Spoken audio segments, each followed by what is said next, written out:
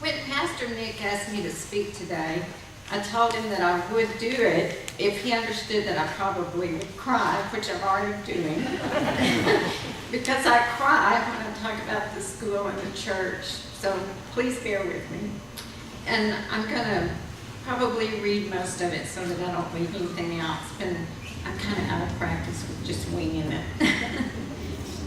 When I stood here on what was the old stage for our last HMMA graduation exercises, I thought it would probably be the last time I would ever stand here again.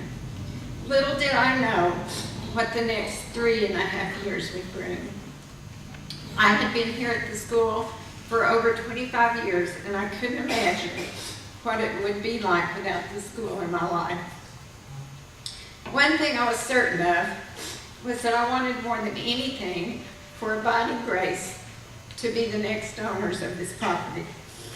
At the time, that seemed like a pipe dream, and in reality, it probably wasn't going to happen.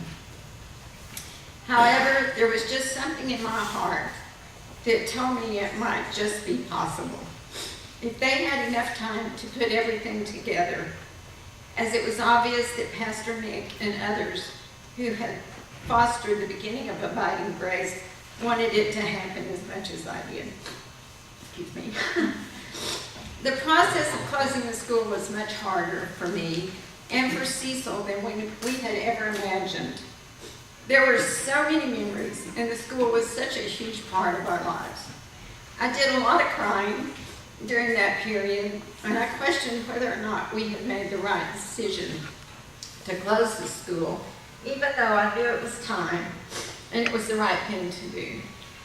After we agreed that the church would continue to lease the gym until the school was sold, I would come in here to clean, and I would find myself all alone sitting on the edge of the stage, crying and talking to God like he was a friend sitting on the stage next to me. We had some really good conversations, and afterwards I would just have this special feeling that everything would work out if we were patient and we all prayed a lot. Every time the realtor would call and tell me he was showing the property, I would get this sinking feeling in my heart, and I would say a quick prayer that they wouldn't like it or the price was. My prayers were answered, and during the next 1.5 years, no one made an offer on the property. Who do you think was helping that to happen? And gave the church time to work very hard and diligently to turn the dream into reality. Every time I would get down and think the time was running out, I would find myself sitting on the stage, crying and asking for God's guidance and help to make sure everything went the way it was supposed to go, for Abiding Grace and to make this their home. Finally, the day came, and Pastor Nick came to my office. You know, the one where he painted over my mural? Just kidding, Pastor Nick. I'm really happy it's your office, and I like dark blue. He told me that the church was ready to make an offer, and I was so happy I could hardly wait to tell Cecil that our dream was a real possibility. As the holidays approached, it just seemed fitting that the church would own the property before Christmas. When the closing date finally arrived, I was happy and sad at the same time. My prayers had been answered, but I just felt kind of empty and lost. Cecil and I had gotten to know several of the church members and Pastor Nick during the past year or so, and we felt we had made new friends, and we knew that everyone from the church loved the property, and the feel of love and home was here, just as it was when it was HMMA. And we knew that our prayers had been answered and everything was going to be okay. We had discussed many times during the year that we would love to find a church to attend that made us feel like family and could make friends and get involved in the church. We really were interested in attending worship here, but at the time, we didn't know if it was the proper thing to do since we were involved in the sale of the property. Pastor Nick was always so kind and gently gave us a nudge to think about coming to church and always invited us to the activities. So it was that we decided after the closing we would come and visit. It was really strange to me that for a time after the school closed and the sale was final and nothing remained of HMMA, that I couldn't make myself come over here. I wanted to know how things were going and if I could do anything to help, but I couldn't make myself come. I would get to Carroll in 114 and then I would just turn around and go the other way. I prayed that this feeling would pass.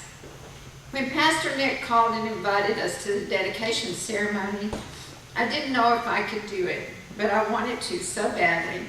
And Cecil said that I really needed to attend, so we came. As I sat here listening to Pastor Nick, looking at everything and seeing vividly the things that we had done in this wonderful building, the programs, the family gatherings, I could see the children's faces and hear them singing, and I just lost it. I could not hold back the tears no matter how hard I tried. Cecil bent over to me and said, "Do you need a bucket?"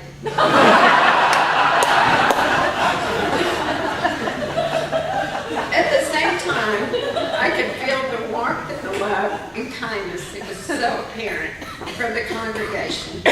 Everyone was thanking me, and I could tell how happy and proud they were of the old HMMA that was now the new Abiding Grace Lutheran Church. It made me happy, and I left that day, still crying, but with a light heart rather than a heavy feeling in my heart. I realized later that day that God's plan had been put into place, and that I was able to close the door on the school that I love so dearly and let the door open to this amazing little church where everyone was welcome, where helping others in the community as well as the church was a priority, where everyone's opinions mattered, where you could come for worship and fellowship, and hear the beautiful sounds of the piano, the orchestra, and the choir give you chills because it's so beautiful, and you can feel how much work and love has gone into the songs chosen for each Sunday. Where the pastor captures your attention from the time the worship service starts until it ends. Pastor Nick has this unbelievable way of bringing everyday life and reality into his sermons. It just makes you feel good and happy and spiritual. After several visits, Cecil and I knew that even though we had much to learn about the Lutheran Church and its beliefs, we wanted to become members. We were welcomed with open arms and hearts, and Abiding Grace is now a very important part of our lives.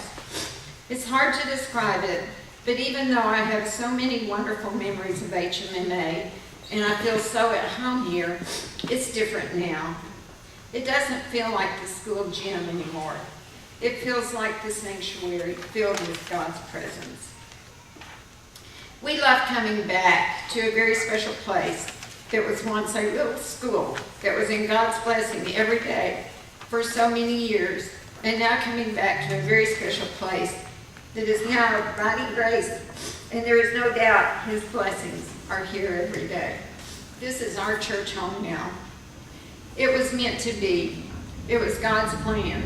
From the day Sally Hart walked into my office and asked if we would be interested in renting the gym to a church until this very minute. As Pastor Nick says, and something I believe in so very much, it's a God thing.